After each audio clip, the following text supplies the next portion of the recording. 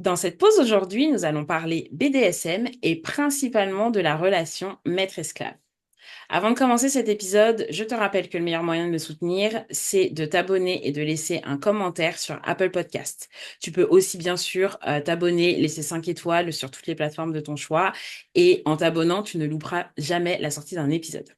C'est grâce à ces actions simples que je vais pouvoir continuer de te proposer des épisodes de qualité. Et qui dit épisode de qualité, dit aussi invité de qualité.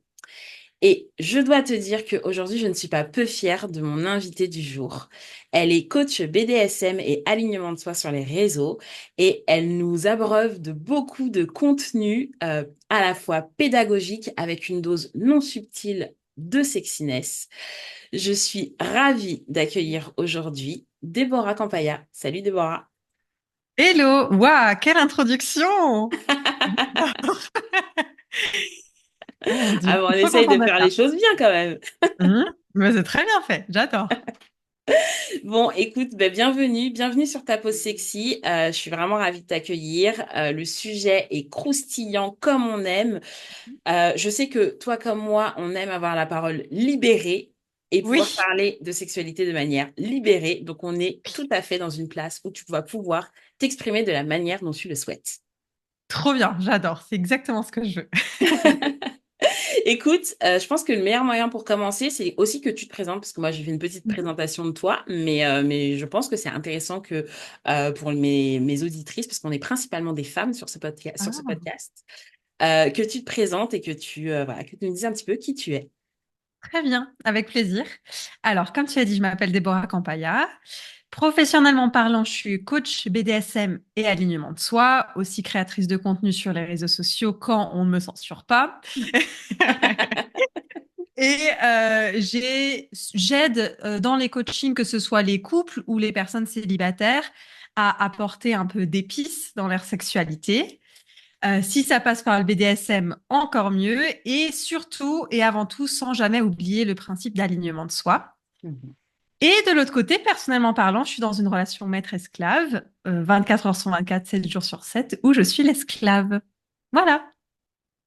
Alors, on va rentrer dans le vif du sujet, parce que relation maître-esclave. Alors moi, il faut que tu saches que j'ai appris ça avec toi, en suivant, parce que je te Ah, suis sur les réseaux, je suis abonnée à ta newsletter et tout. Donc, je t'ai découvert, je crois que c'était sur une vidéo YouTube ou quelque chose comme ça. trop Et donc, je me bien. suis abonnée à ton compte et j'ai découvert plein de choses autour du BDSM grâce au contenu que tu proposes. Incroyable. Et la relation maître-esclave, du coup, je l'ai découverte avec toi.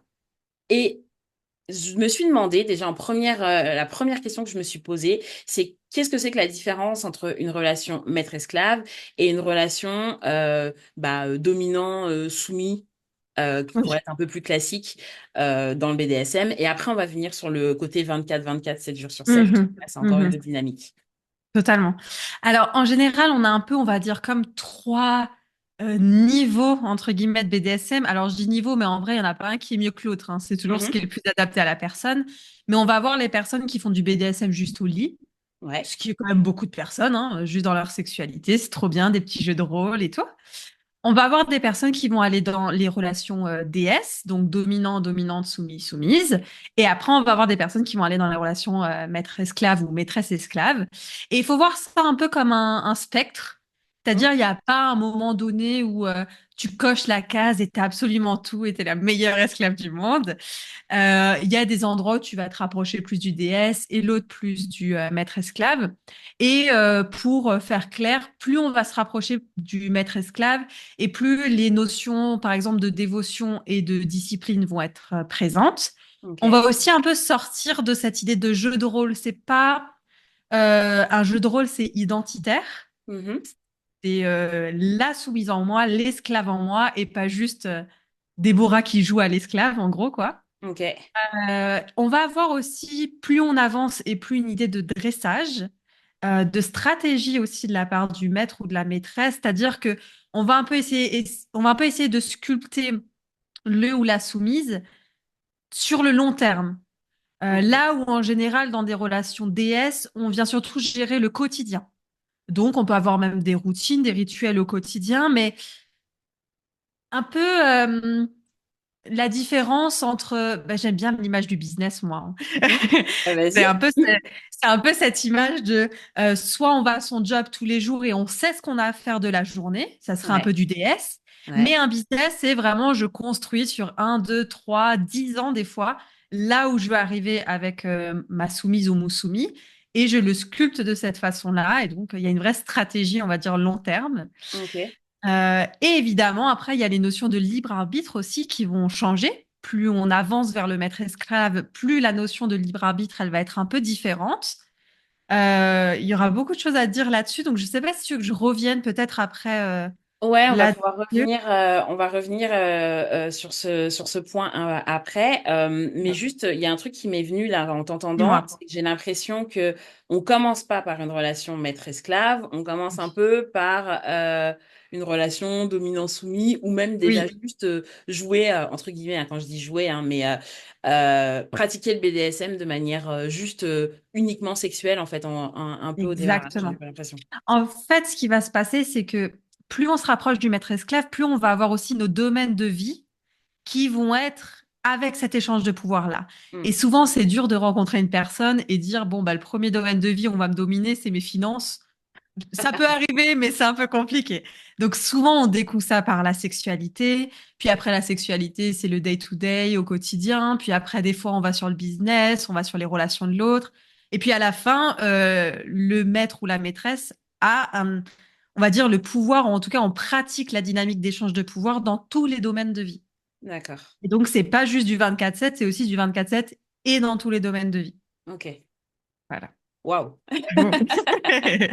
C'est ça. Du coup, comment, j'allais dire comment on en arrive là, mais c'est plutôt comment toi, Déborah, dans ton histoire, t'en es arrivée à te dire que ce type de relation, c'était vraiment ce qui te rendait toi la plus épanouie et qui était en fait ce dont tu avais besoin pour pouvoir mener une vie saine.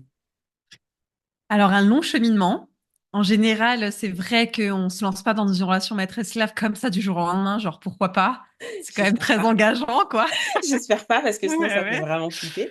Ouais, effectivement. Et ça existe, hein, beaucoup de maîtres qui viennent un peu chasser comme ça des soumises novices et Ok. deviennent mon esclave, malheureusement. Mais dans mon cas, ça s'est fait en plusieurs parties, on va dire. Déjà, quand j'étais plus jeune, quand on était plus jeune, j'utilise souvent le on parce qu'on est aussi un système. Donc, je sais que c'est pas le but du podcast, mais juste pour que les personnes sachent pourquoi je dis on. Bien sûr. Donc, quand on était plus jeune dans le système, on avait déjà un peu exploré le BDSM, mais de manière pas saine. Et pour le coup, que sexuelle. Donc, heureusement, j'ai envie de dire, on s'était pas aventuré plus loin. Et puis, on avait un peu oublié ça pendant un moment parce que des traumas, des mauvaises expériences. Donc, en fait, on avait surtout besoin de guérir, quoi. Mm. À ce moment-là, moi, j'ai tendance à pas mixer, on va dire, des pratiques BDSM et une guérison de trauma en même temps. Ça peut être un peu dangereux. Ça peut être bien fait, mais souvent, ça peut être dangereux. Mhm. Donc, on a passé des années et des années, 7 ans à peu près, hein, à Ok. mettre notre sexualité de côté. Notre libido, elle était inexistante. On pensait même qu'on était asexuel. Donc, c'est pour dire, voilà, on s'était bien, c'était pas la priorité. Et puis, j'étais tombée sur une chaîne YouTube à l'époque, pendant que je faisais mes tags d'une vidéo YouTube. Ok. J'étais tombée sur une chaîne YouTube BDSM, mais alors vraiment de nulle part, et j'ai vu pour la première fois ce que c'était une relation maître-esclave. J'étais un peu comme fascinée, et en même temps, c'est quoi ce délire? Mais il y a vraiment ça, mais quand même fascinée. J'étais surtout fascinée par l'aspect développement personnel en réalité. Mm. Parce que je voyais que ces personnes avaient une communication entre elles, mais hors pair. Ils se connaissaient sur le bout des doigts. Enfin, ça me fascinait. Mais le copain avec qui j'étais à l'époque n'était pas du même avis, on va dire, hein. Ce qui se comprend, Ouais. on n'est pas toutes et tous obligés d'aimer, hein. Bien sûr. Et c'est au moment où j'ai voulu remettre ma sexualité et mon polyamour au devant de la scène, en faire de nouveau une priorité de vie pour du plaisir et pas juste pour guérir, Mhm. que la porte du BDSM s'est réouverte. Et là, très très rapidement, j'ai rencontré mon maître qui, à ce moment-là, était juste mon petit copain, hein. Et en fait, on a fait du BDSM au lit très rapidement, Ouais. exclusivement. Ouais. Et puis très vite, on est allé dans du DS, puis du DS 24/7, et puis du maître esclave, tout en sachant que jusqu'à ce qu'on arrive à la porte du maître esclave, on se disait, non, mais ça, c'est pas fait pour nous. Euh, Ok, je, ouais, je pensais vraiment pas qu'un jour je serais d'une relation maître-esclave. Je me suis dit au maximum du DS et encore pas 24/7. d'accord. Euh, Ok. Parce que bon, moi, il y avait toute la notion de liberté qui me faisait peur. Enfin, il y avait aussi, prend beaucoup de temps et d'énergie. Donc, j'ai d'autres trucs à faire de ma vie quand même. Ah bah oui. Et puis, en réalité, j'étais aussi quand même pas mal jugeante des gens qui laissaient autant de place à leur sexualité dans Mm, leur vie. Parce que c'est un peu superficiel, tu sais, le sexe. Finalement, bah oui. pourquoi c'est si important? C'est les gens qui ne parlent pas, qui ont besoin de faire du sexe pour bien s'entendre. Voilà, j'avais des croyances comme ça. Puis non, j'ai changé d'avis. Voilà. Mais ça s'est fait vraiment de façon évolutive. Et Ok. souvent, je trouve que c'est la façon la plus saine de le faire, c'est de façon évolutive. Voilà. C'est hyper intéressant de, tu vois, de voir en fait tout ton cheminement et aussi de passer, tu vois, t'es passé par une période que moi j'appelle le désert. Moi, je l'ai vécu pour d'autres raisons, mais tu vois, quand je t'entends dire, il y a un moment, je pensais que j'avais pas de libido, je pensais que j'étais asexuelle. Moi aussi, je suis passée vraiment par cette étape Ah de là là.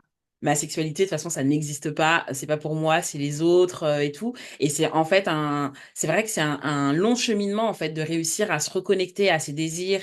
euh, et aussi à les accepter parce que en général enfin moi je trouve que quand on les sépare de cette manière et aussi fort, c'est parce que c'est tellement, ça vient tellement aller chercher des choses qui peuvent être bah, justement très jugeantes, des choses pour lesquelles vont sortir des codes, qui vont sortir des normes et tout, que et on sait pas comment faire. Moi personnellement, j'ai pas eu d'éducation, donc Ouais. tu vois, quand t'as pas d'éducation sexuelle, que t'as personne qui parle de ça autour de toi et tout, bah tu te dis bah je sais pas comment faire. Et donc, en final, ton seul moyen, c'est un peu de te dissocier et dire, bon, bah, ça, je vais Pas le laisser important. de côté et tout, c'est pas important.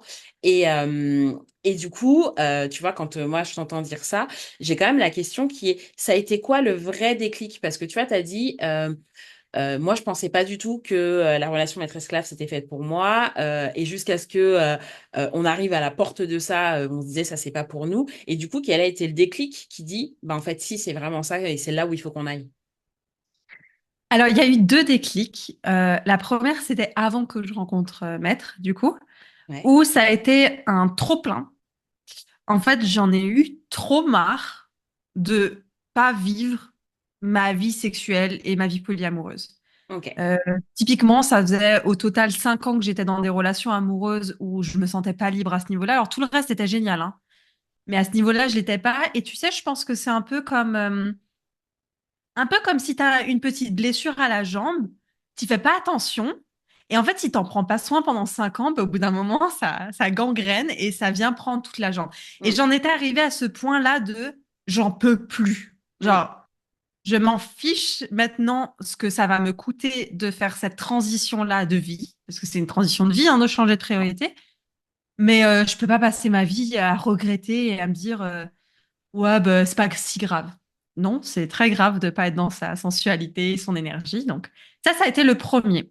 Et le deuxième, ça a été du coup pendant ma relation avec Maître, où on était déjà en relation DS depuis un moment. Il vivait à l'époque 3 jours par semaine chez moi et 4 jours par semaine chez son ex-femme. Et on a développé la relation DS, mais du coup, vu qu'on vivait pas 24/7 ensemble, c'est quand même plus dur de se projeter sur une relation maître-esclave. mm. Parce qu'on se dit, en gros, on se voit 3 jours par semaine, mais tu sais, c'est un peu les 3 jours où t'as rien d'autre à faire, t'as déjà pris soin de ton business, donc c'est bon, tu peux dédier tes 3 jours à ça. Et j'ai senti de son côté d'abord un peu une session qu'on avait fait ensemble, une session de sexualité, où pour la première fois, j'avais vu dans ses yeux un peu cette idée de dressage, Mm. où il m'avait pas juste donné un ordre, mais je sentais que de la façon dont il me dressait, me sculptait à ce moment-là sur cette session, il y Mm. avait une idée un peu de long terme, de tu vas devenir comme ça. Ok.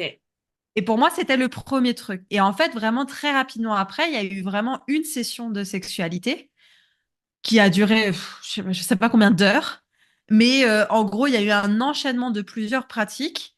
Et je sais pas comment dire, mais vraiment, j'ai eu l'impression de lâcher prise dans mon identité d'esclave. Ok. C'est-à-dire que jusqu'à maintenant, quand j'allais dans ce qu'on appelle le subspace, du coup, donc c'est un peu un endroit de transe que beaucoup de personnes soumises ont et dominantes aussi, donc le subspace ou le domspace. J'allais toujours dans ce subspace, mais je me sentais soumise.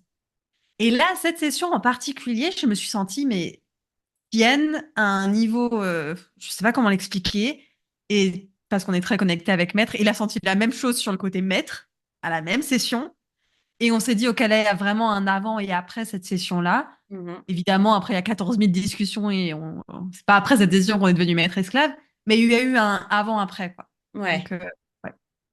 ok. C'est ce qui est, je trouve génial aussi, c'est le vocabulaire que tu utilises, tu vois, parce que tu parles dans le monde vanille, on va dire, on va parler de relations sexuelles, tu vas parler Oui. de sessions qui durent des heures. Et je sais que bah moi j'ai un public qui connaît, il y a une partie qui connaît le BDSM, mais j'ai un public aussi où ce sont des gens très très vanille Ah oui. qui savent pas. Ah Et oui, donc normal. voilà. Et donc du coup, est-ce que tu peux me donner un peu plus l'idée de qu'est-ce que tu appelles une session de plusieurs heures, enfin tu vois, donner un peu plus de détails là-dessus. Je pense qu'au départ, ça a été surtout mis sous le terme session parce que ça permettait de définir les moments avec échange de pouvoir et les moments sans échange de pouvoir. Donc, il y a un début, il y a un pendant, il y a une fin. Ok. Et après, le terme, il est resté parce que bon, maintenant, il n'y a plus de début ou de fin, c'est tout le temps là. Mais le terme est resté parce que c'est l'habitude, quoi. Mais on peut avoir de la sexualité dans une session, mais pas forcément. Ok. Donc, on peut avoir des sessions purement avec de la sexualité, dominant, soumis, surtout quand on commence en général, comme dit encore, c'est là où on explore son BDSM. Mais avec le temps, on peut avoir des sessions purement de dressage ou de position, des sessions de soumission domestique, par exemple. Mais faut le voir un peu comme si on allait à un entraînement de sport. Ok. Voilà. Ouais. Donc, on peut faire des entraînements, on va soulever des poids, mais on peut faire aussi des étirements, quoi. On n'est pas obligé de faire tout le temps du sexe ultra hard et sauvage et tout et tout. Mais on va mettre en général en avant un pilier du BDSM. Et dans notre cas, je l'ai pas dit en introduction d'ailleurs, mais on se définit en tant que maître esclave. J'en parle très peu. Mais en fait, on a surtout, avant tout, une relation de propriétaire-propriété. Et Ok. la notion d'appartenance, elle est très présente chez nous. C'est pour Mhm. ça que je disais les mots, je me suis sentie sienne et tout. Donc, c'est et esclave et propriété. Et donc, on pourrait imaginer une session juste pour mettre en avant le côté propriété et qu'il n'y ait rien de sexuel. C'est possible. Ok. Waouh, ça a l'air tellement intense. Enfin, quand on parle, je me dis, waouh, il y a Ah, tellement de choses à prendre en compte. Et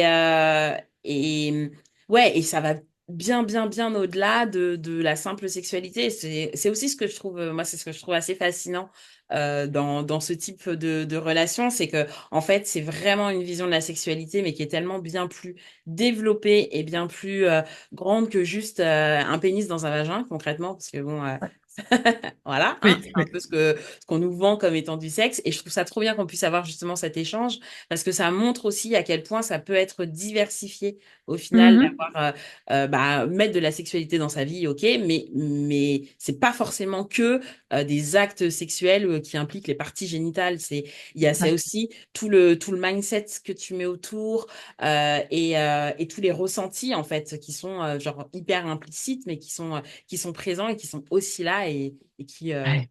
ont besoin Ah, de vivre, quoi. Je trouve ça génial. tellement. Je suis tellement d'accord et je dis souvent d'ailleurs que pour moi, la partie de moi que maître utilise le plus, c'est mon cerveau. Mm. Et c'est pas tant mes parties génitales ou quoi, c'est il est à l'intérieur de moi quoi. Donc c'est ça qui est finalement excitant. Et d'ailleurs, on n'est pas obligé d'avoir de la libido H24 pour être dans une relation maître-esclave. Hein. C'est pas mon cas. Donc et pour la petite anecdote, tu parlais de en gros pénis dans vagin. Nous, nos 4 premiers mois de relation, donc on était déjà en DS, Ouais. on a fait zéro pénétration. Oh, waouh. Ouais. Donc, pour nous, ça faisait même à ce moment-là, parce que, alors, maître n'était pas du tout pénétration, c'est quelqu'un qui avait des difficultés à être en érection, c'est plus trop le cas. Sauf quand on est en groupe, ça peut arriver, en gangbang ou quoi. Mais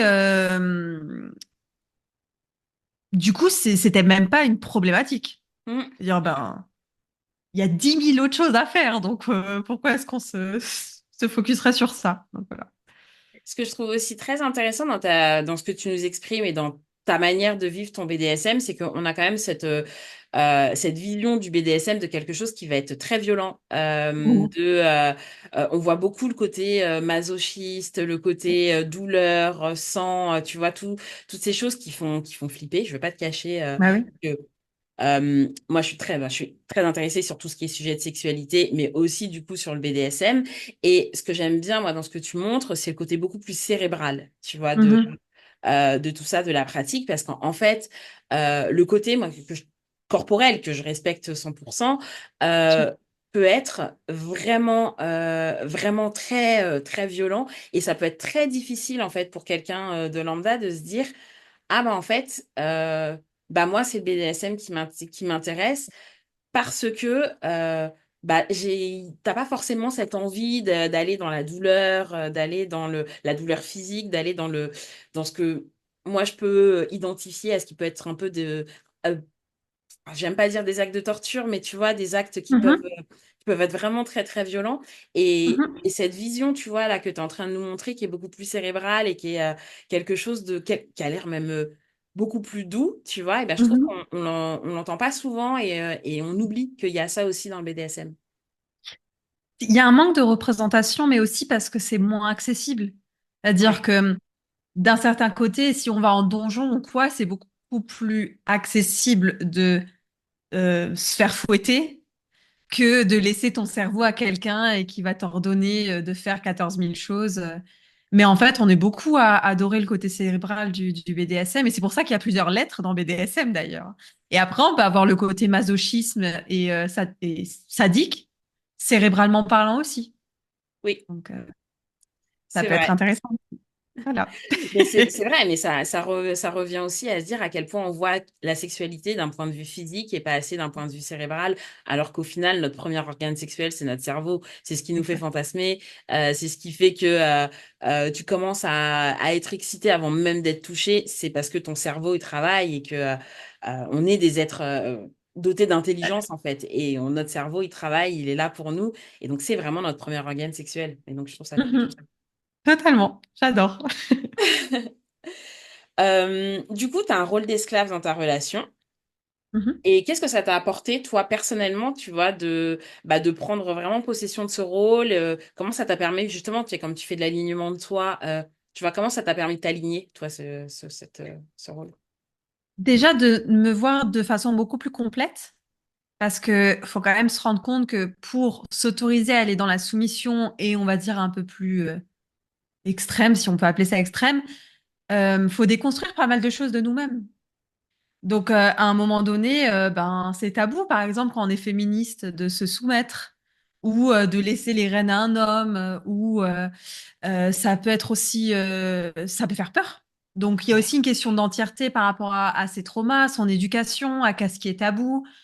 Donc je me vois pas dans mon alignement de soi que comme moi dans certains domaines de vie, Mm. mais moi dans mon entièreté et je suis autant esclave que chef d'entreprise, que coach, que c'est juste que c'est en symbiose, alors qu'avant c'était séparé ou alors c'était ok que dans un certain contexte parce qu'il faut pas trop abuser non plus des plaisirs de la vie.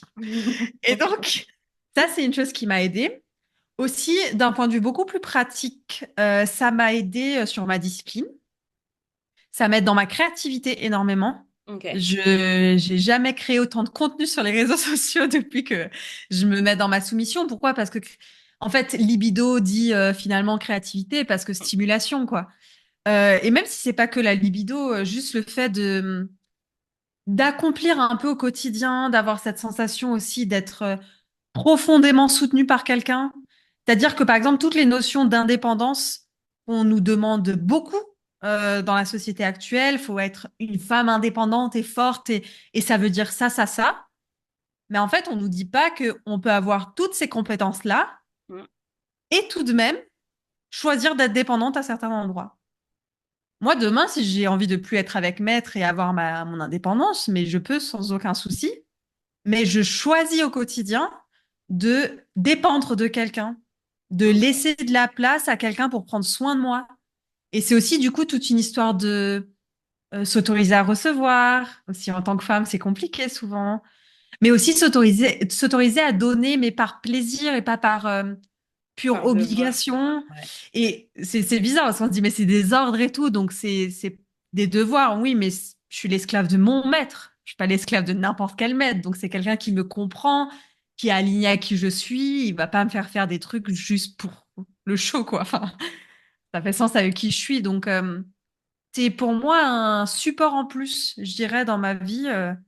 Comme une ressource qu'on aurait d'énergie, d'argent, ben, j'ai une ressource de quelqu'un et de ma dynamique au quotidien qui me soutient, quoi. Trop cool. Mais tu vois, tu as parlé d'indépendance, tu as parlé de féminisme, etc. Et tu vois, on en reparlait en introduction où on se disait qu'il y a vraiment cette question de libre arbitre qui va venir à un moment. Et du coup, tu vois, d'un point de vue vraiment pratique, tu vois, on Oui. va vraiment rentrer dans le pratique.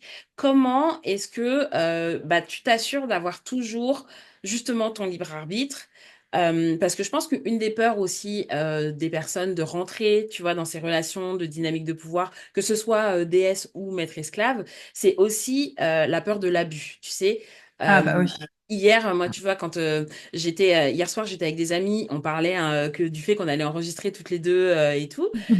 Et la première chose, en fait, mes copines m'ont dit, mais non, mais attends, mais comment on fait, comment elle peut faire 24 heures sur 24, tu vois, dans les tâches domestiques? Parce que tu vois, tu as tout ben, ce côté de la charge mentale des femmes, la peur d'être abusée par les hommes, etc., qui vient, et tu te dis, mais en fait, si je laisse 24 heures sur 24, 7 jours sur 7, le pouvoir à un homme, la première chose qui vient, c'est, mais du coup, il va abuser, il va Ouais, profiter. Je vais me retrouver esclave, donc c'est moi qui vais faire toutes les tâches ménagères à la maison. Je vais être épuisée parce que je vais être que à son service. Enfin, tu vois, tu as vraiment ce côté euh, de où est-ce que moi je vais me retrouver en tant que personne, comment est-ce que moi je vais pouvoir en prendre du plaisir, tu vois. totalement. Alors, déjà, on pourrait faire un podcast entier, je pense, que sur ça, parce qu'il Ouais, y a vraiment de choses à dire. Euh, je pense que déjà, de redéfinir ce que c'est un échange de pouvoir, ça peut déjà aider parce que le but d'une dynamique en échange de pouvoir, c'est pas de chercher l'égalité, mais l'équité. ok. Donc, il y a quand même une idée de la place où tu vas te mettre, c'est une place qui doit te correspondre profondément et qui te donne la sensation qu'en fait, tous les deux, vous êtes chanceux d'être là. Donc, typiquement, quand moi, je le sers, même sexuellement parlant, lui, il peut se dire, bah, je suis avantagé de fou parce que moi, j'ai quelqu'un qui me sert sexuellement parlant. Mais moi, je peux me dire, je suis avantagé de fou parce que il y a quelqu'un qui crée un espace pour moi pour ne plus penser, pour me laisser aller, pour me libérer de ma journée. Donc, c'est un exemple, mais on peut aller pareil sur les tâches domestiques. Sur les tâches domestiques, lui, il peut se dire, avantage de fou, je suis le plus chanceux et tout parce que j'ai quelqu'un qui fait les tâches domestiques pour moi. Et là où moi, je me dis, avantage de fou, j'ai quelqu'un qui m'aide à pouvoir développer ces compétences-là pour moi alors que j'arrivais pas à le faire seul et qui en plus me permet de juste exécuter et pas penser. Là où toute la journée en tant que chef d'entreprise, je pense énormément et toutes ces choses-là. Donc, faut toujours se dire que c'est gagnant-gagnant. Mm. Si on est dans un moment où il y a un sentiment où on n'est pas en train de gagner, ben en fait, c'est peut-être pas la bonne dynamique qu'on est en train de mettre en place. Donc ça, c'est la première chose. Après, le libre arbitre, encore une fois, c'est censé se perdre. Alors, je mets des guillemets, parce que justement, il y a cette notion d'équité, petit à petit. C'est-à-dire que là, les inquiétudes que tu viens de dire, on est censé l'avoir, cette discussion avec notre partenaire. On Ouais. est censé dire à un moment donné, Mm. écoute, là, pour l'instant, tu n'as que le pouvoir que je te donne. Il faut quand même remettre les choses dans le contexte. C'est moi qui donne le pouvoir. Si je te le donne pas, t'as rien du tout, hein. Donc, que je te donne, tu l'as au lit. Mais si demain, admettons, tu le prends sur le quotidien, qu'est-ce qui me fait dire que tu vas pas changer mon style vestimentaire de façon à ce que ça me corresponde plus du tout? Et en fait, il faut les poser, ces questions. Mm. C'est-à-dire que c'est aussi comme ça qu'on check qu'on est d'accord avec comment la personne, elle réfléchit et dans quelle situation elle va nous mettre. Nous, on est allé tellement loin dans les discussions que je lui ai posé la question, mais si demain, tu as l'opportunité de m'abuser sexuellement au quotidien, Genre, imagine, j'ai même plus la capacité de penser. Comment tu vas faire ça? Qu'est-ce que tu vas mettre en place? Donc, c'est ce que moi j'appelle dans mes formations un peu le risque, les endroits où il n'y a pas de risque zéro. Mhm. Bien sûr. C'est de se dire, il faut aborder ces sujets tabous-là parce que c'est là où justement on voit comment les personnes euh, manageraient ces situations-là. Mhm. Moi, les réponses m'ont totalement convenu, donc c'est pour ça que je suis là où je suis aussi aujourd'hui. Et donc, du coup, par exemple, où je suis aujourd'hui, j'ai pas tous les endroits encore atteint cette notion de j'ai pas de libre arbitre. Ok. Parce que c'est en construction. Ça fait 3 ans et demi qu'on est dans la relation. Typiquement, il y a des endroits de mon business aujourd'hui où juste bah, maître connaît pas assez mon business pour prendre toutes les décisions. Donc, si demain je lui dis je suis en hésitation avec cette coachée ou quoi, par exemple, qu'est-ce que je devrais faire? Il va me répondre en tant que petit copain parce qu'il n'a pas encore le pouvoir là-dessus, tout simplement parce qu'il connaît pas encore assez. Mhm. Par contre, il y a d'autres endroits où c'est bon, c'est déjà acté, on sait le faire, c'est naturel, c'est une nouvelle norme. Euh, D'ailleurs, pour moi, une grande différence quand on passe du DS au ME, même si c'est un spectre, c'est que quand on est au DS, j'ai la sensation qu'on dit plus non à certaines pratiques. Là où, quand on va dans le ME, j'ai l'impression que si on dit non en fait à la dynamique. Ok. Donc, c'est-à-dire que plus on avance dans le ME et plus les notions de pratique, elles sont moins importantes. C'est-à-dire que demain, tu as envie de me faire faire un entraînement à l'anal alors que j'aime pas l'anal, ben, je fais assez confiance à la dynamique pour que tu puisses mettre ça en place de façon saine pour moi. Mais si je te dis non, c'est que là, il y a un problème dans notre dynamique. Il y a quelque chose qui va pas plus profondément parlant. Mais du coup, ça pose la question du consentement, tu vois. Moi, quand tu me dis si je te dis non, c'est qu'il y a un truc qui Mhm. va pas dans notre dynamique. Je me dis, si t'as plus de place pour le non, il y a plus de place pour le oui quelque part, parce que, enfin, l'un ne va Ah. pas sans l'autre. Et, euh, et du coup, tu vois comment tu restes dans une relation qui est absolument consentie et qui, même si tu m'as parlé, hein, du gagnant-gagnant, mais tu Mhm, vois, mhm. cette notion-là, j'ai du mal à la voir. Totalement. Alors, ce qui va être important aussi, c'est de définir l'objectif que la personne a. Parce qu'il y a des personnes, c'est pas mon cas, mais qui veulent ne plus avoir la place de ce consentement-là que tu décris. C'est-à-dire que Ok. pour elles, le consentement qu'elles vont vouloir mettre en place, c'est le consentement d'être esclave. D'accord. Et donc, dans mon consentement de ma condition d'esclave, ça veut dire j'ai consenti à être esclave, t'en fais ce que tu veux. Et du coup, c'est du consentement, mais Mhm. identitaire et plus sur les pratiques. Ouais, Moi, ok. c'est le cas à certains endroits de ma relation, purement, par exemple, sexuellement parlant, en dehors des douleurs physiques. C'est un but que j'ai et avec lequel je me sens très alignée, mais c'est pas arrivé du jour au lendemain, évidemment. Mais c'est pas le cas partout. Et donc, du coup, ce qu'on peut avoir aussi, c'est de comprendre que il y a quand même une hiérarchie dans les relations maître-esclave et dominant-soumis, c'est-à-dire qu'en priorité, ça sera toujours le besoin de l'esclave qui sera prioritaire. Mhm. Puis on aura le besoin du dominant. En troisième, on aura le désir du dominant. Et en Ok. quatrième, on aura le désir de l'esclave. Donc, ce qui veut dire que normalement, il y a toujours la place pour l'esclave d'exprimer son opinion. Mhm. Mon opinion, elle est constamment exprimée, mon non, il est exprimé, mon besoin, il est constamment exprimé. Maintenant, il va falloir se poser la question, est-ce que ton non, il est de l'ordre du besoin ou de l'ordre de l'envie, du Mhm. désir? S'il est de l'ordre du besoin, un bon maître l'écoute. Ouais. S'il est de l'ordre de l'envie, ben, son envie passe avant. Donc, il décidera à ce moment-là ce qu'il décide d'en faire. Ok. Waouh. Et là, tu vois, là, je sens, je suis en résistance, personnellement. Tu vois, Je comprends. quand j'entends ça, je sens que, là, je sens dans mon corps, je suis genre, j'aime pas. Non, non, non, non, non, non, non, non, non. J'aime pas. Ben, je Mais comprends, bon, mais il y a des peurs aussi derrière. bien Hein, sûr, enfin. bien sûr. Moi, je suis la pro du contrôle, hein, donc. Ah, mais c'est vrai que la position de soumise et le contrôle, ça va très très bien ensemble. Mais... Mais c'est marrant parce que, tu vois, petit fait personnel sur moi, c'est quelque chose qui m'intéresse énormément, la soumission. Et j'ai Ouais, presque des fantasmes de soumission. Je me dis, j'ai le fantasme d'avoir quelqu'un qui va prendre contrôle de mon cerveau ouais. et qui va justement réussir à faire sauter les verrous et Mais les oui. barrières que je suis capable de me mettre. Mais d'un autre côté, je laisse pas du tout Ah, bah cette oui. place. Mais je ne laisse pas Mais du je tout. comprends, tu vois, même moi en étant en maître esclave, je vois certaines dynamiques maître esclave différentes où je me dis, mais en fait, genre, c'est juste pas moi. C'est-à-dire, par exemple, il y en a qui sont qui n'ont pas forcément l'envie de partager leur opinion. Ouais. C'est-à-dire, ben, comme je l'ai dit, j'ai consenti à être esclave, donc point et ça me suffit. Moi, j'avoue que ça me correspond pas, ça. Donc, bah, je crée ma propre dynamique, hein, de toute façon. Oui, de toute C'est façon, ma vie, donc voilà. Donc, voilà. ça reste une relation et il n'y a pas de relation qui se ressemble C'est de ça, toute façon. exactement.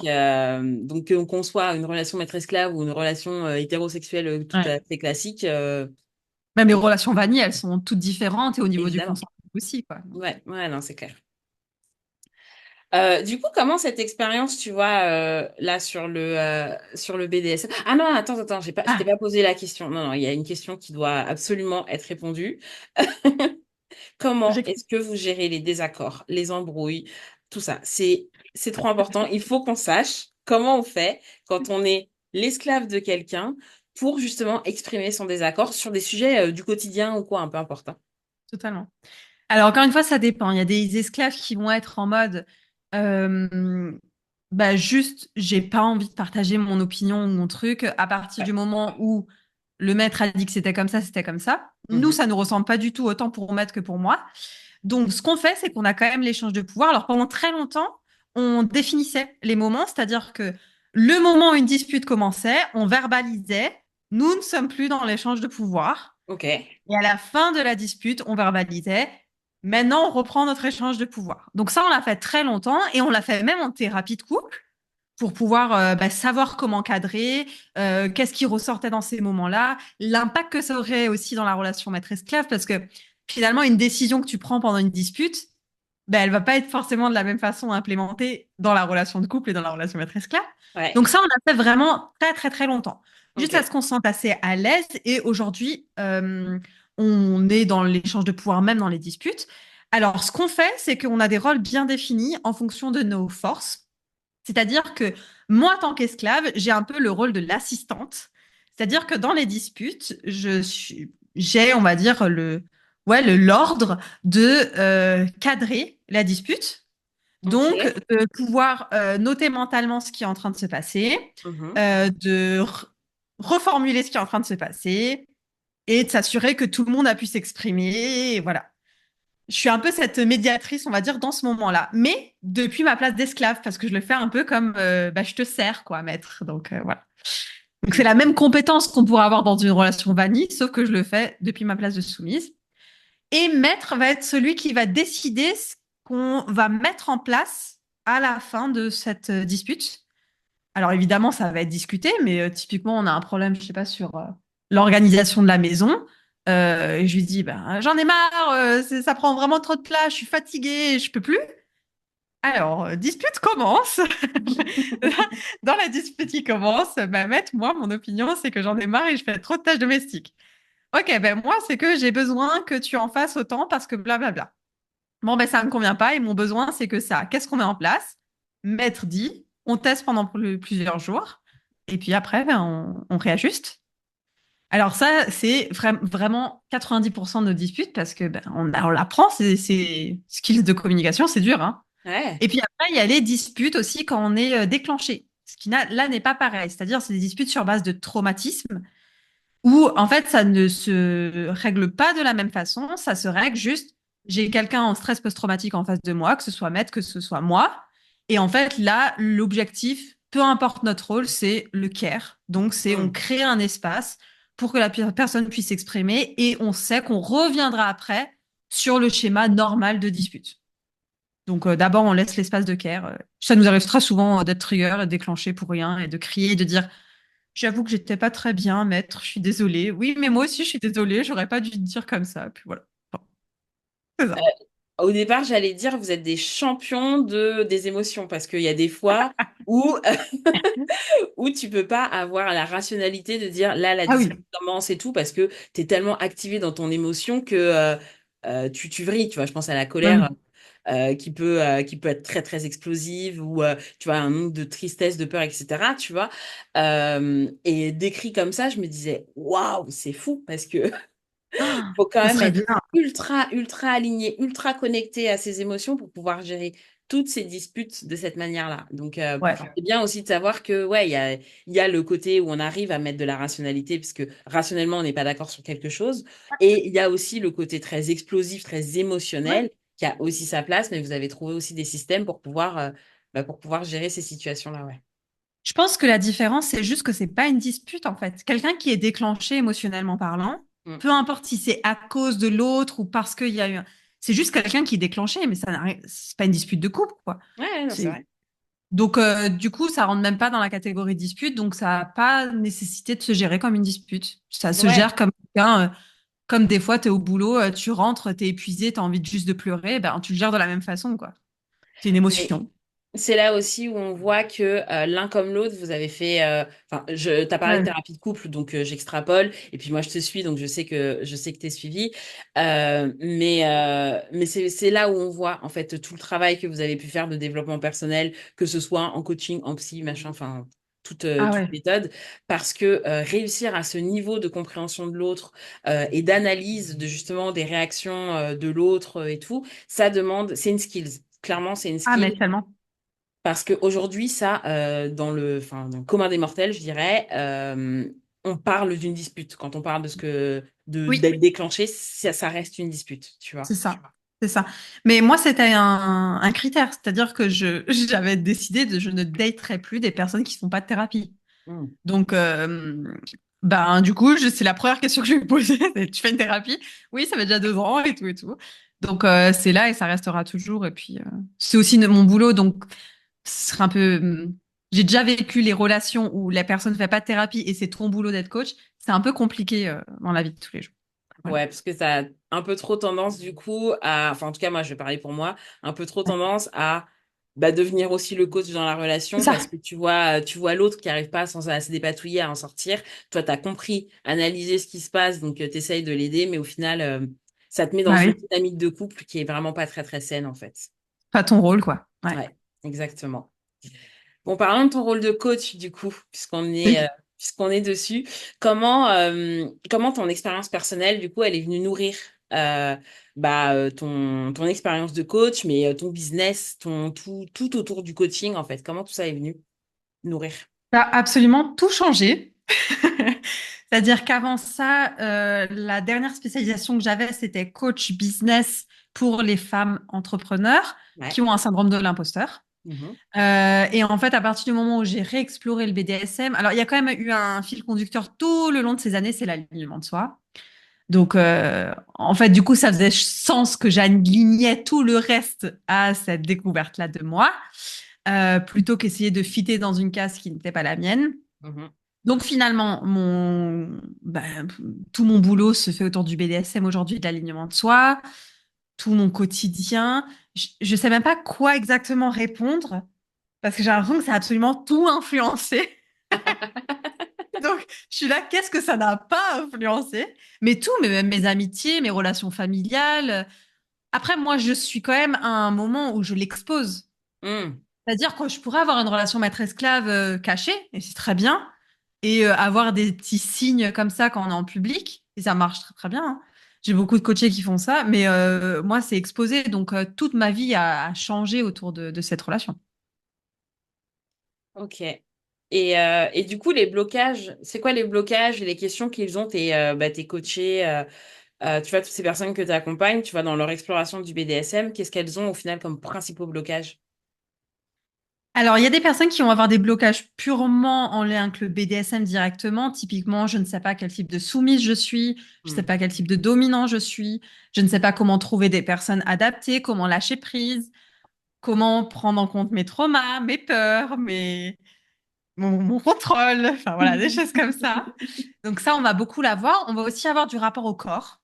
Parce que ben, dans tout ça, il y a aussi le corps, il est souvent oublié, il est souvent, il porte le poids pendant longtemps d'années, des fois, de justement femmes qui en a trop pris sur ses épaules. Enfin, il y a plein de choses comme ça. Comme je dis, c'est aussi des hommes, hein. Dans les hommes, on va aussi avoir des personnes qui ont leur propre tabou. Typiquement, un homme soumis, qu'est-ce que c'est Hmm. censé être? Un homme dominant. Du coup, ça vient poser toutes les questions autour des émotions. Tu vois, là, on l'a abordé Ouais. avec la notion de dispute. Mais moi, le nombre de couples qui viennent et qui disent, en gros, j'ai des hauts et des bas dans ma relation DS ou ME. Ben, pourquoi il y a des hauts, pourquoi il y a des bas? Ben, parce que quand tout va bien, la relation DS, ça va bien. Et quand le reste va pas bien, la ressource DS, elle va pas bien. Mais en fait, c'est des problématiques beaucoup plus profondes de ton rapport à toi-même, ta connaissance de toi-même, ta confiance, comment tu sais nourrir tes besoins, tes croyances limitantes.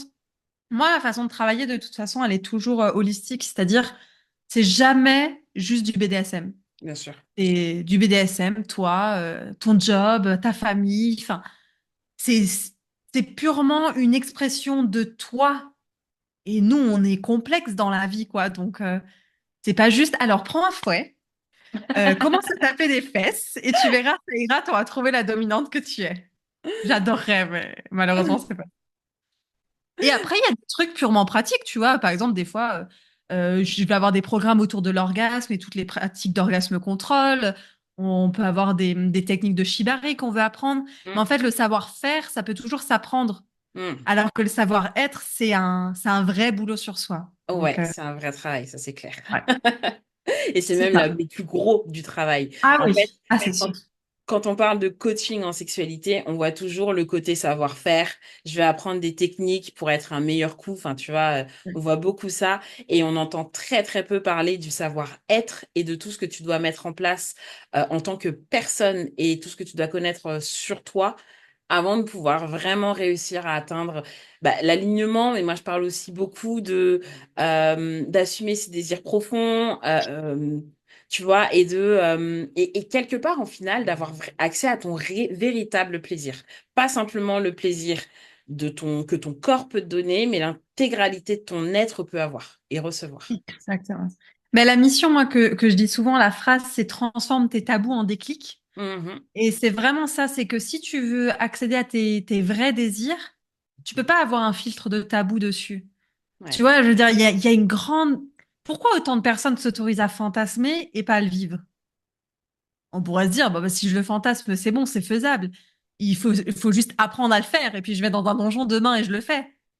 Bah non, parce que finalement, tu es beaucoup plus bloqué que ça. Et comment ça va se passer? Et est-ce que je suis prête? Et est-ce que je suis assez belle? Et est-ce que... Il y a 10 000 trucs entre le fantasme et la réalité, quoi. J'ai un épisode qui va arriver sur le fantasme où justement, tu vois, on va parler de c'est bien de fantasmer et est-ce qu'on doit vraiment réaliser ces fantasmes et si on les réalise, comment est-ce qu'on fait pour que ce soit dans les meilleures conditions? Parce que c'est un vrai point, hein, tu vois ce que tu es en train de dire sur le oui, il y a ce que tu as dans ta tête, le fantasme, mais il y a tous les tabous que ça va apporter, tout ce que ça va emmener et tout, entre guillemets, j'aime pas ce terme, mais j'ai pas mieux qui me vient là, les conséquences, c'est Oui. le lendemain, quand tu auras réalisé ton fantasme et que ça sera là imprégné et tout, ce que tu vas ressentir et ce que tu vas penser et dire de toi suite à ça, et ben au final, c'est même bien plus important que la réalisation elle-même. Ah, mais tellement. Ça change qui on est de vivre certaines expériences aussi intenses. Ouais. C'est-à-dire, des fois, il y a des fantasmes qu'on a gardés dans notre tête pendant des années. Moi, le gangbang, c'était jamais, jamais je vais même le dire à quelqu'un, même l'écrire sur un bout de papier, quoi. Donc, après le premier gangbang, tu te poses des questions, quoi, tu vois. Donc, vaut mieux être solide un peu avec soi-même et faire le boulot en amont, je suis d'accord. Ça, c'est sûr. Moi, c'est pas le gangbang, c'était le libertinage dans sa globalité, tu vois, Je comprends. qui était dans ma tête depuis très longtemps. Et il y a eu un avant et un après. Et d'ailleurs, si aujourd'hui on a cette conversation, c'est parce qu'il y a eu cet après. Tu vois, il y a eu Ah, vraiment euh, j'ai expériencé et tout. Et donc, la sexualité est venue prendre une place complètement différente dans ma vie aussi.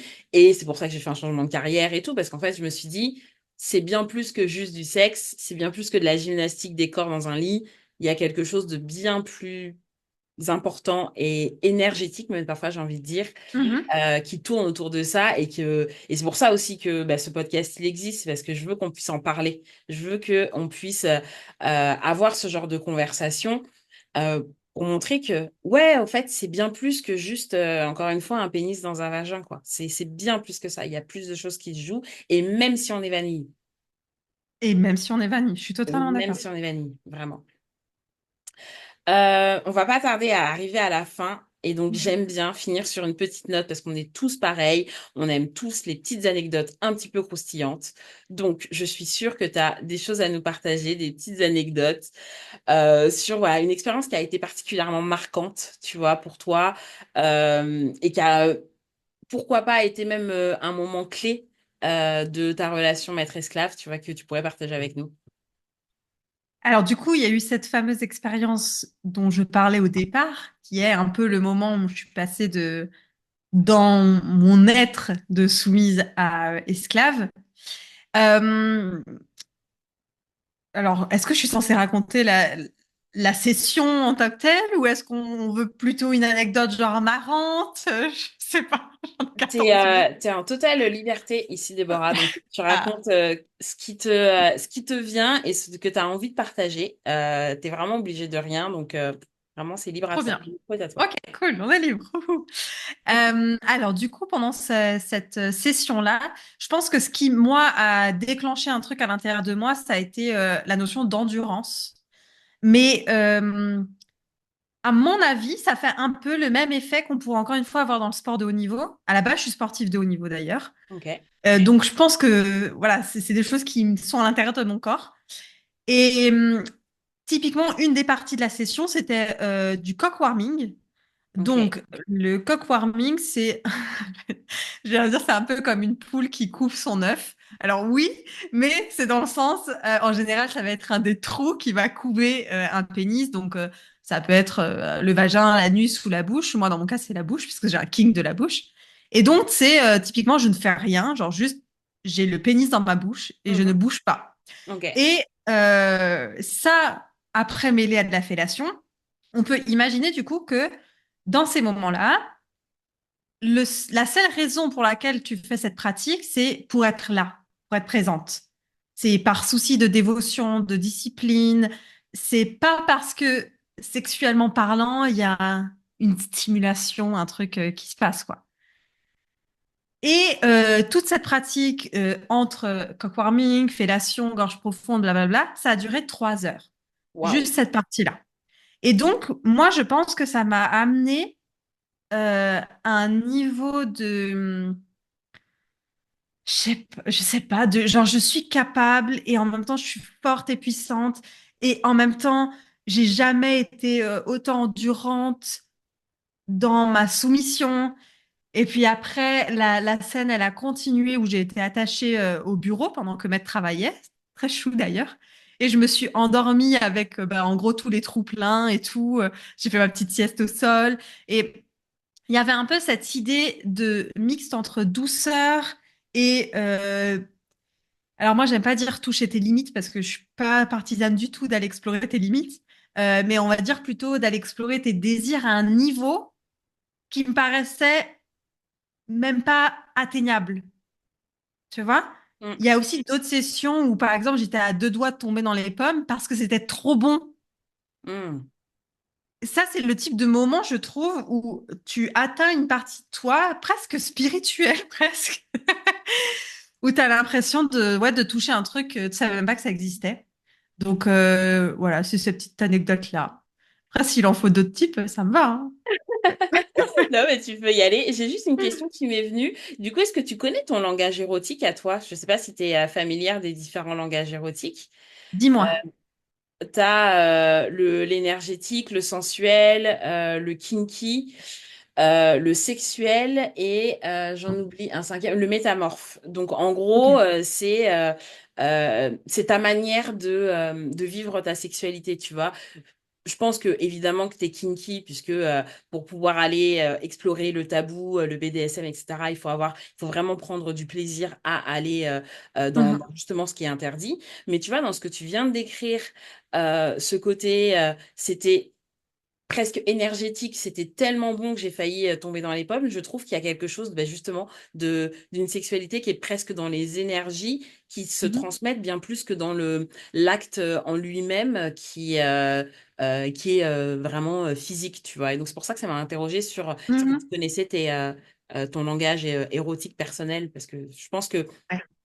faut peut-être aussi pour pouvoir, enfin, je sais pas comment dire, mais c'est pas c'est pas tant que le subspace ou le dom space n'est accessible que si tu es quelqu'un de très énergétique, mais je pense que ça peut être facilité, tu vois, dans la manière dont tu le décris, je pense que ça peut être facilité si tu es très connecté à tes énergies.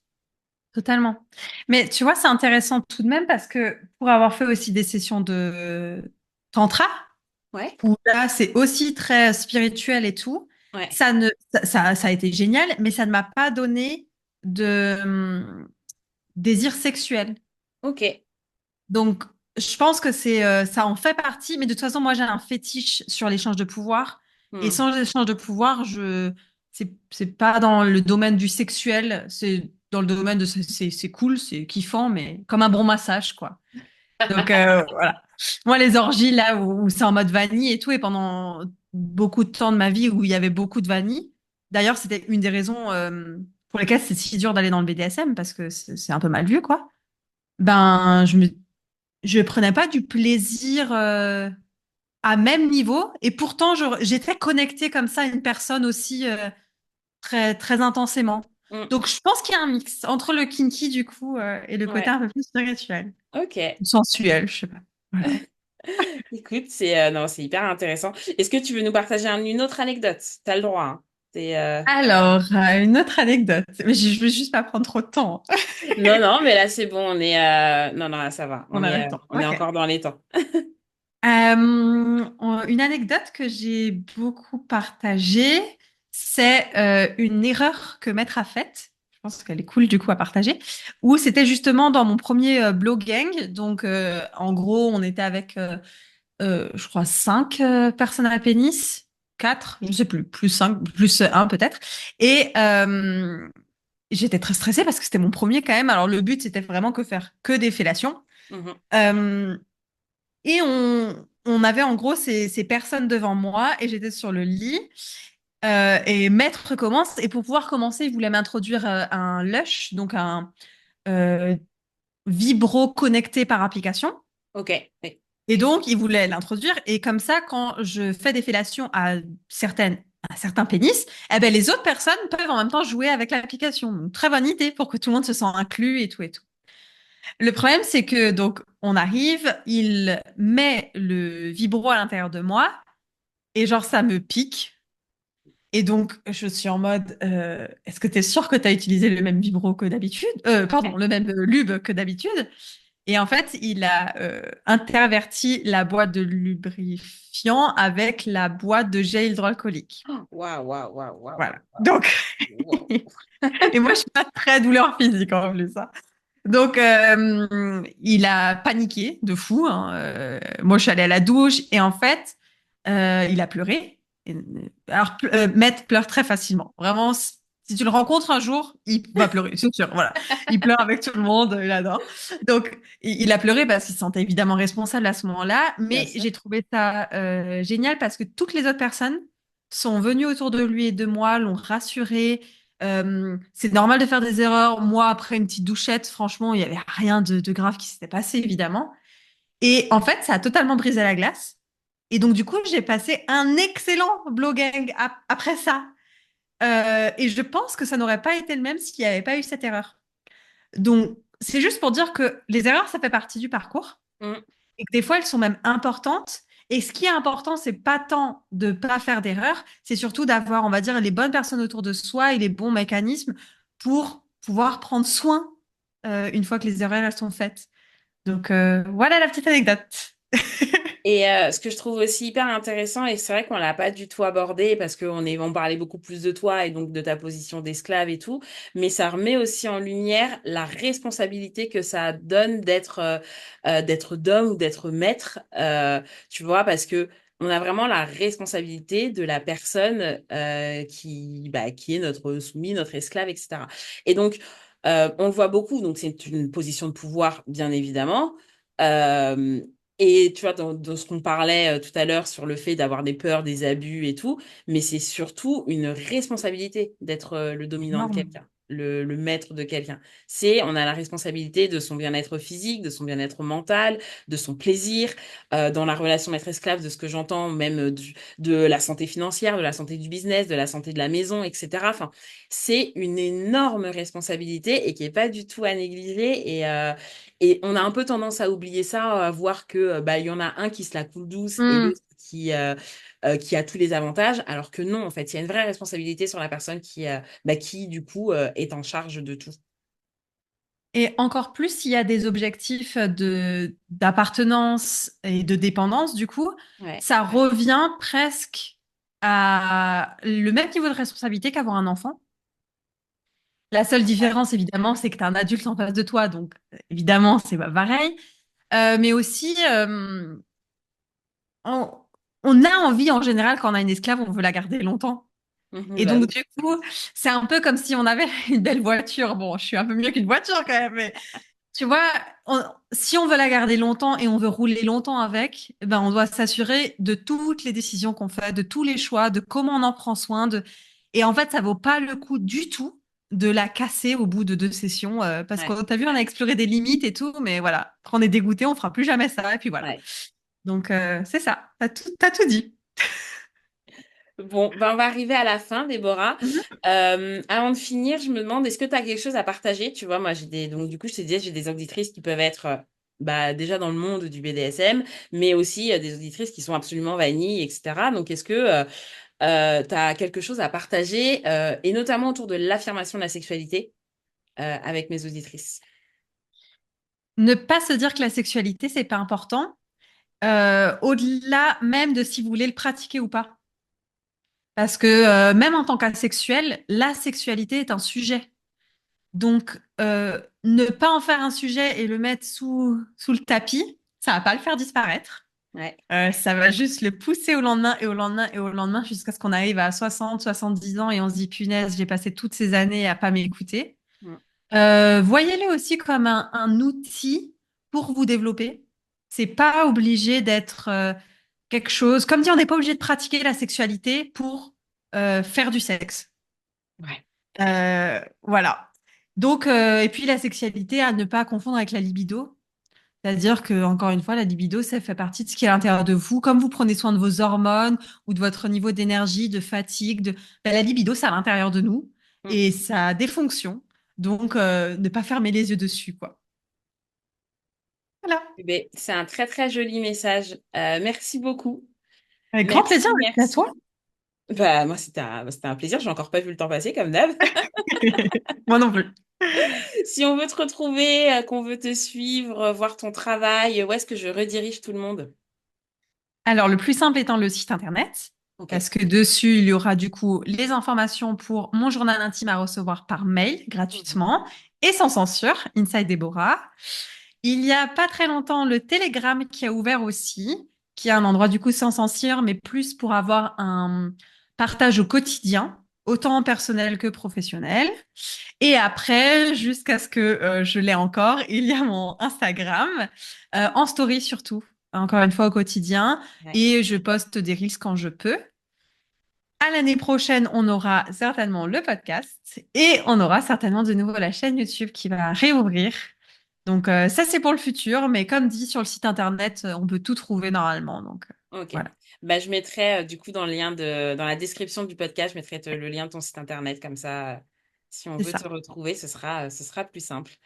Merci beaucoup. Avant juste de finir, je pose une question à tous mes invités qui est, si la sexualité était un animal, quel serait-il et pourquoi? Pour toi. Ah, j'y ai pas pensé. Alors, si la Il faut que ce soit sexualité, spontané, c'est pour ça que ok. j'en parle pas en amont. Je dirais un renard. Alors, pourquoi un renard? Déjà parce que c'est mon animal totem. Ok. Voilà. Mais aussi parce que je trouve qu'un renard, c'est un peu, c'est un peu un tout. Tu sais, c'est un peu le chien sauvage, mais en même temps, il est trop doux et trop mignon, mais en même temps, il peut attaquer s'il veut, et puis il est un peu rusé et futé. Donc, il y a un peu cette idée de, et en même temps, c'est solitaire, et en même temps, c'est avec d'autres. Je trouve qu'il est très ambivalent, le renard, et puis il s'affirme, quoi. Le renard, à la fin de la journée, c'est un renard, quoi. Donc, il fait pas style je n'existe pas. Donc, voilà, le renard. Elle est bonne Eh ta bien, question, hein. il n'y a pas de bonne réponse, hein, c'est juste, voilà, c'est juste pour avoir ta vision. Ben écoute, merci, vraiment, merci beaucoup pour cet échange, pour ta générosité dans tes réponses, dans tout ce que tu as partagé avec nous. C'était vraiment agréable. Je ne manquerai pas, j'ai noté que tu as dit on pourrait refaire un deuxième épisode sur des Avec plaisir. thématiques, et je pense que ça pourrait être hyper intéressant. Mais voilà, on va s'arrêter pour aujourd'hui. Parfait. Merci beaucoup pour tout. C'était incroyable. Ben, je t'en prie.